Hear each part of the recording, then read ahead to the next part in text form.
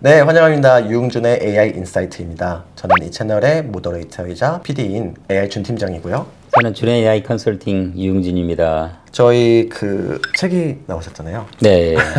제가 이제 이 책을 읽으면서 궁금했던 부분들이 있어서 그거에 네. 대해서 좀 다루면 좋을 것 같아서 네. 하려고 하는데요. 여기 책에도 나와있다시피 대한민국에서 엔비디아의 심장과 가장 가까웠던 남자라고 네. 여기 이렇게 우리- 나와 있는데 지금까지 커리어가 어떻게 되셨는지 간단하게 설명해 주실 수 있을까요? 저는 2016년 5월부터 2023년 4월까지 네. 만 7년 엔비디아 한국 대표를 있었고 그 7년 동안 매출은 한 150배 정도 우리 직원들 그다음에 회장님이 잘도 도와주시고 해갖고 성장했고 주식도 0.9불에서 한 30불 가까이로 야. 거의 한 30배 큰 좀 영광스러운 좀 기간이 엔비디아 재직 기간이었다. 네. 이렇게 좀 생각해 볼 수가 있겠습니다. 커리 전반적으로 봤을 때 주로 글로벌 IT 쪽에 계셨던 걸로 이제 보여지는데 네. 회의 문화라고 할까요? 그러니까 기업 문화들이 좀 궁금해져요. 그래서 오라클에도 계셨고 이제 엔비디아에도 계셨는데 엔비디아 기준으로 봤을 때 다른 IT 기업들과 좀 다른 점이 있나요? 미국 회사의 컬처와 유사점도 있는가 하면 또 한편으로는 또 엔비디아만의 독특한 컬처 뭐 이런 것들이 좀 있죠. 그래서 뭐 회의를 하는 형태?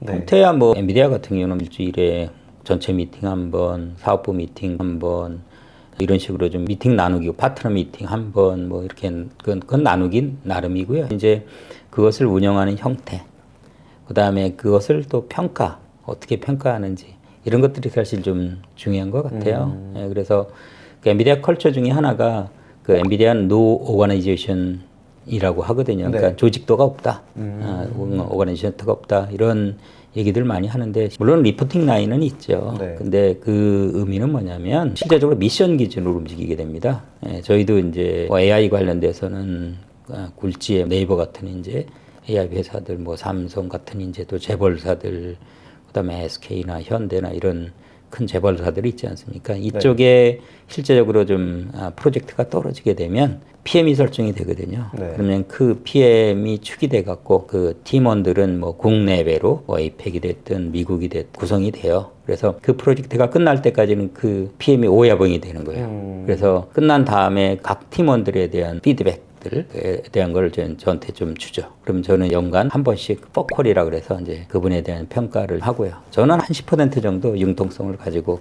그분을 평가하게 됩니다. 일반 회사들은 그렇게 안 하거든요. 네. 일반 회사들은 쭉 봐서 뭐 주기적으로 매니저가 어땠는지 말 안 들으면 또 그런 개인의 사실 좀 영향으로 말미암아 평가를 나쁘게 주기도 하고 그렇지만 엔비디아는 그게 좀 독특한 컬처 중에 하나라고 보시면 돼요. 그런 방식을 취하는 이유는 어떤 걸까요? 엔비디아가 제가 이제 퇴임할 때 한 2만 8천 명 정도 됐고요. 최근에 우리 엔비디아 직원 통해서 들어보기로는 한 4만 명 안팎 정도 되는 걸로 알고 있어요. 근데 다른 빅테크 측면에서 보면 네. 마이크로소프트가 얼마나 될 것 같아요? 22만 명이 넘는다고 들었어요.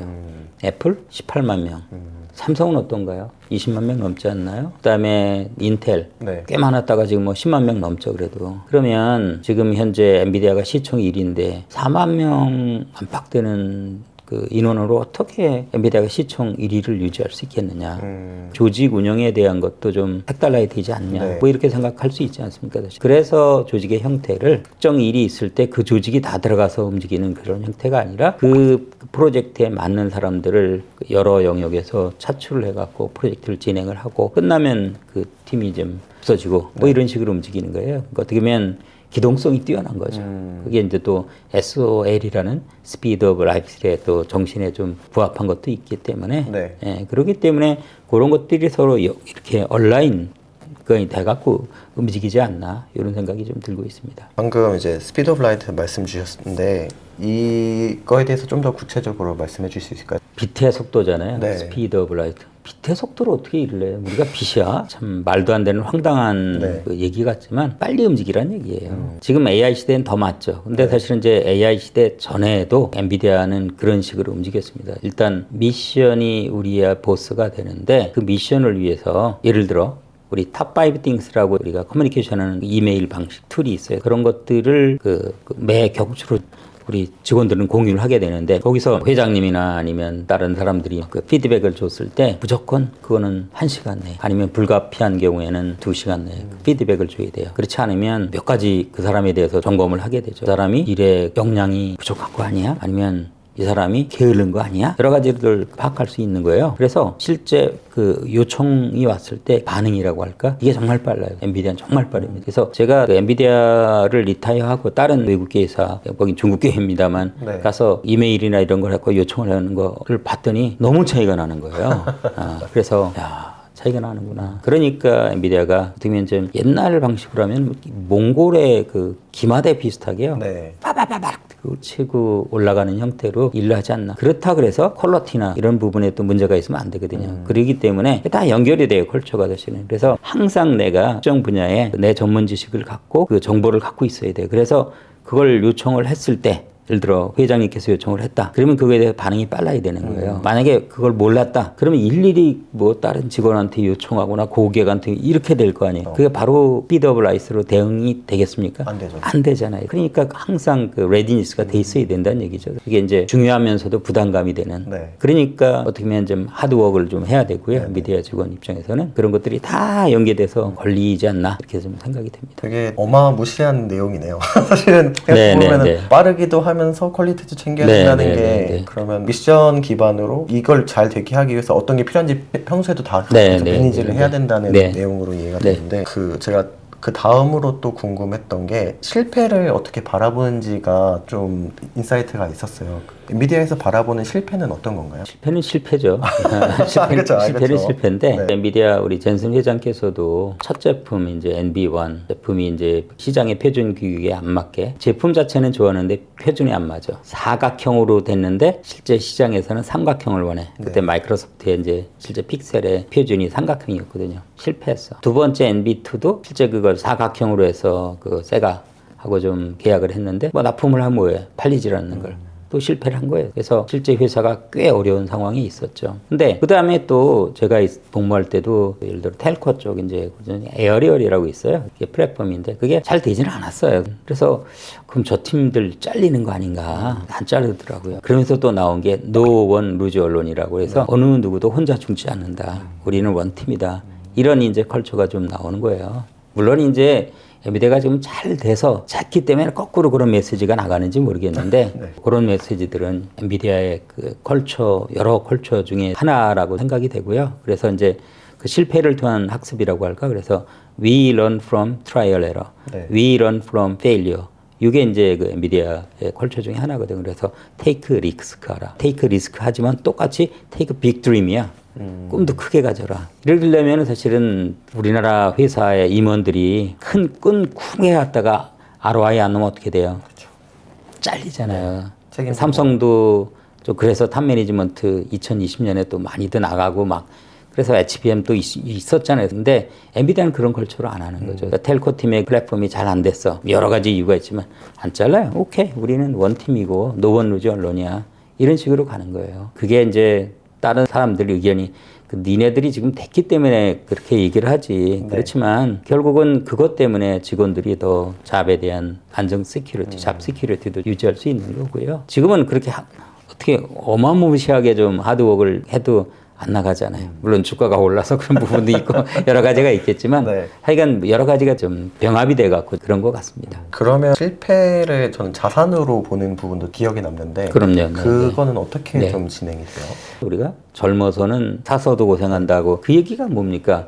우리 젊음의 그 장점이 뭘까요? 두려움이 없잖아요. 예를 들어 젠슨이 30년으로 돌아가면 어떡할래? 30년으로 돌아가면 지금 지식을 갖고 있다면 이런 거 못한다는 얘기죠. 그 당시는 몰랐어. 앞에 불확실성이 많이 있는 거야 사실은. 그러니까 저질러. 그러니까 시행착오가 많아.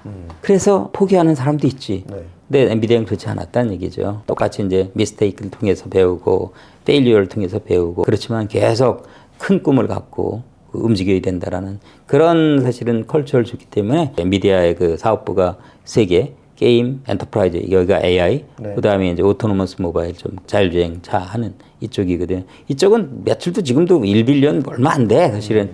근데 거기 학대합니까? 안 해요. 위아 원팀이에요. 노원 루즈 언론이에요. 그래서 계속 그 팀한테는 지금 한국 같은 어떻게 돼요? 그 사업부 없애라고. 그렇죠. 충분히 그럴 수 있거든요. 안 그래요. 계속적으로 투자. 그게 이제 엔비디아 컬처라고 보면 되고 그래서 그런 것들을 결국은 저는 탑 매니지먼트 아니면 오너가 알아야 돼요. 네. 그냥 전문 경영인은 전문 경영인 안 하면 잘리니까 그냥 숏텀으로만 보잖아요.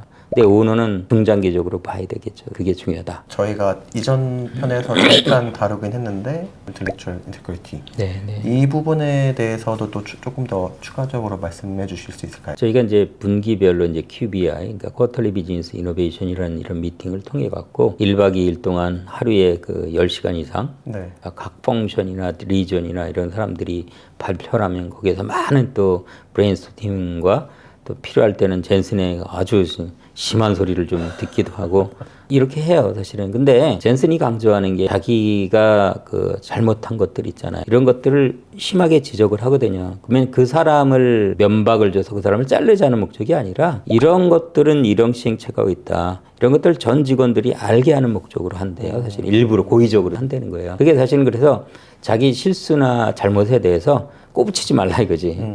그냥 내놓으라 이거지. 그걸 통해서 우리는 배울 수 있다는 얘기예요. 그래서 그걸로 해서 그 사람한테 페널티가 가나? 그거 아니란 얘기거든요. 그리고 안 잘라요. 만약에 그러면 잘라야 될 거 아니야. 잘못했으면. 그죠?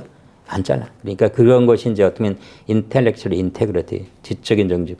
모르면 모른다고. 그걸 통해서 우리는 배울 수가 있다. 그다음에 실수를 통해서 우리 또 배울 수가 있다. 뭐 이런 얘기예요. 거기에 대해서는 투명하게 정말로 정직하게 말을 해라. 그런 좀 사상이다. 이렇게 생각을 하시면 좋을 것 같습니다. 그러면 문득 궁금해지는 게 그 내부의 이런 성과 평가나 이런 건 어떤 기준으로 그러면? 또 아주 좋은 그 의견이에요. 그러면 노원 루즈 언론에서 누가 실패했어. 너 그 실패했는데 그러면 뭐 어떻게 해? 나는 근데 7년 동안 150배 성장했다 그랬잖아요. 네. 그래 초창기에 DGX1이라고 2016년에 나왔는데 이게 이제 그 젠슨 회장께서 AI를 더 빨리 보급시키고 싶은데 일반 그 취입에다가 OEM 서버를 끼워갖고 하자니 설치하는 데만도 세월이야. 그럼 우리가 AI 서버 만들어갖고 파이어니어식으로 공급을 하자. 그래서 나온 게 이제 DGX1이라는 거거든요. 한국에서는 잘했어요. 네. 엄청 잘했어요. 한국에 제가 있을 때 한 1,500대 이상 파는 것 같고요. 그래서 어느 특정 어카운트에는 한 몇백억이 들어간 거야. 그러면 우리가 영업 입장에서는 그렇게 들어가면 인센티브로 수십억 챙겨야 되거든요.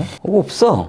없어요. 없고 네. 인센티브 스킴이 로컬이 아니라 본사예요. 오늘 그 엔비디아의 조직 문화에 대해서 전반적으로 들었는데 좀 관통하는 전반적인 게 그냥 있는 것 같아요. 다 그 따로따로 노는 게 아니라 전체적으로 그냥 미션 기반으로 집중할 수 있게끔 하는 네. 그런 거라고 느껴졌는데 이 영상을 보시는 분들 중에 탑 매니지먼트 분들이 있을 수도 있고 아니면은 이제 앞으로 창업을 해서 나는 이런 조직을 꾸리겠다라고 생각하시는 분들도 계실 텐데 엔비디아의 문화의 일부를 적용하고 싶다라고 하시는 분들께 어떤 것부터 해보는 걸 추천하세요? 엔비디아 미션 스테이트먼트가 일반 컴퓨터가 풀 수 없는 것을 풀기 위해서 존재하는 회사. 그게 가속 컴퓨팅이라고 했거든요. 네. 전 초기에 이게 골 때리는 미션이네. 왜냐면 컴퓨터가 못 푸는 거를 푸는 회사? 그게 이제 GPU잖아요. 그래서 너네들 그거 풀려면 천재 돼야 돼. 그러려면 너네 못 빠지게 일을 해야 돼.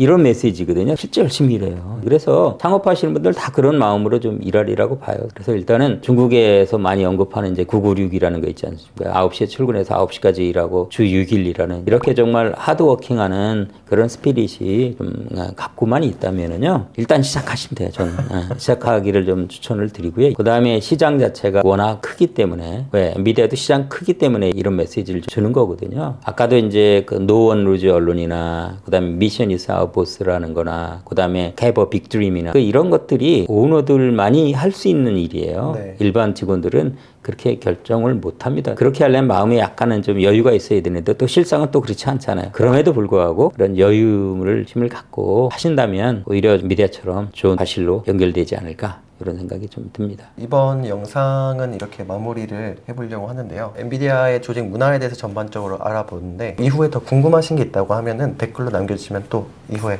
영상으로 다뤄보도록 하겠습니다. 제가 봐서는 여기 책 있지 않습니까? 네. 엔비디아 DNA. 네네. 여기에 좀 더 자세히 나와 있어요. 한번 좀 책 사보시면 더 좋을 것 같아요. 네. 본문 아래 링크도 달려 있으니까 한번 보시면 좋을 것 같습니다. 아, 네. 네. 네, 그럼 다음 영상에서 또 뵙겠습니다. 네.